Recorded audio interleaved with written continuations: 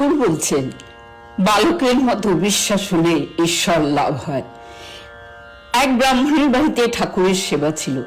একদিন কোনো কাজ উপলক্ষে তার অন্য স্থানে যেতে হয়েছিল। ছোট ছেলেটিকে বলে গেল, তুই আজ ঠাকুরকে ভোগ দিস, ঠাকুরকে খাওয়াবি। ছেলেটি ঠাকুরকে ভোগ দিল। ঠাকুর কিন্তু চুপ করে বসে আছেন, কথাও কর না, খানও না। ছেলেটি অনেকক্ষণ বসে বসে দেখলে যে ঠাকুর উঠছেন না। সে ঠিক জানে যে ঠাকুর এসে আসনে বসে খাবেন। তখন সে বারবার বলতে লাগলো, ঠাকুর এসে খাও, অনেক দেরি হলো, আর আমি বসতে পারি না। ঠাকুর কথা কন না। তাই ছেলেটি কান্না আরম্ভ করলে। বলতে লাগলো, ঠাকুর, বাবা তোমাকে খাওয়াতে বলে গেছেন, তুমি কেন আসবে না, কেন আমার কাছে খাবে না? ব্যাকুল হয়ে যেই খানিকক্ষণ কেঁদেছে, ঠাকুর হাসতে হাসতে এসে আসনে বসে খেতে লাগলেন।